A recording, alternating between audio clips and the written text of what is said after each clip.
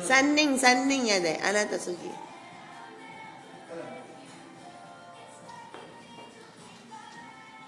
Ichi tequila. 1 kara. Pero anong kinain mo? Ha? Alam mo ba yung kwento ni Mami? Anong kwento? Ano naman? Ano ka?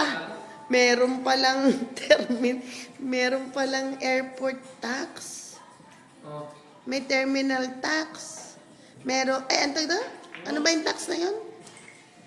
Travel tax. Travel tax? May pera ko siya. Parang kayo. Sinigawan niya daw, tinawagan niya daw si Berna kasi umorder na sila ng pizza sa may airport. Tinawagan niya daw, Bern, wag mo munang ibalik mo yung mga in-order mo. Eksakto lang ng pera, 100 lang ang sumobra. Galit na galit siya. Umiiyak, tinatawagan si Lady. Muntik na pala siyang hindi makapa. Kung nakabili pa sila ng pizza, dinagamit niya yung 200.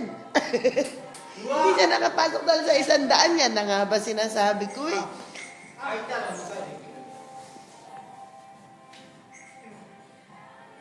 Na ikaw naman ang susunod. Sa radyo ka rin eh. Sarado na yung phone niya. Pero maaga pa yun eh. Nag-aalala din ako.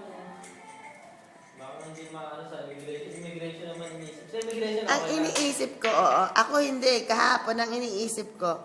Oh, Lady, kasi sobra mo na kasi nga, saka na lang tayo mag-ano dito pagdating dito. Kasi nga, paano kung mahal ang Coke? Akong ganun sa kanya.